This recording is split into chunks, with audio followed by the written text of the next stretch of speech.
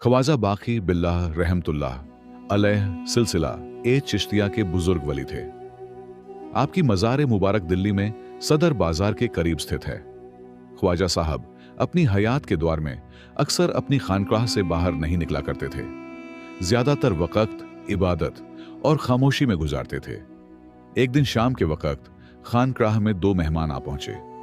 रात हो चुकी थी, मगर उनके खाने के लिए खानकाह में कुछ भी मौजूद नहीं था।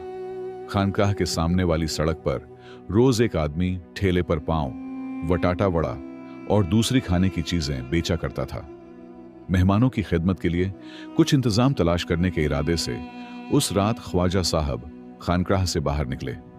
सड़क तक आए, इधर उधर नजर दौड़ाई, फिर खामोशी से वापस लौट गए। ठेले वाला यह सब देख रहा था।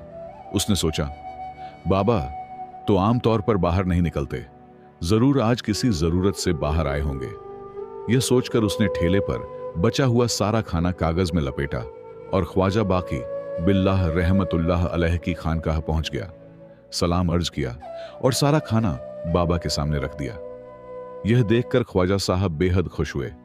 मेहमानों को खाना खिलाने के बाद ख्वाजा बाकी बिल्लाह रहमतुल्लाह अलैह ने फरमाया, बेटा आज मैं तुमसे बहुत खुश हूं, जो चाहो मांग लो, मैं तुम्हें अता कर दूंगा। ठेले वाले ने कहा, बाबा मैं जो मांगूंगा आप नहीं देंगे। ख्वाजा साहब बोले, अल्लाह वाले वादा खिलाफी नहीं करते, अपनी बात कहो। उस आदमी ने कहा, बाबा मुझे अपने जैसा बना दीजिए। ख्वाजा साहब ने फरमाया, अगर ऐसा किया तो उसी वक्त तुम्हारा इंतकाल हो जाएगा। उसने जवाब दिया, कुछ भी हो जाए बाबा, मुझे आपके जैसा ही बनना है।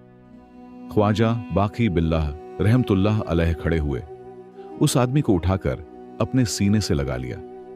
जब उसे अलग किया तो वह शख्स बिल्कुल ख्वाजा बाकी बिल्लाह जैसा हो चुका था, मगर उसी जगह गिर पड़ा और उसकी जिंदगी की कहानी वहीं खत्म हो गई। उस आदमी की जिंदगी छोटी थी, लेकिन उसका अंजाम बहुत बुलंद था। वह दुनिया से गया, मगर एक वली जैसा बनकर गया। असल कामयाबी लंबी उम्र नहीं, बल्कि अल्लाह के करीब मरना है।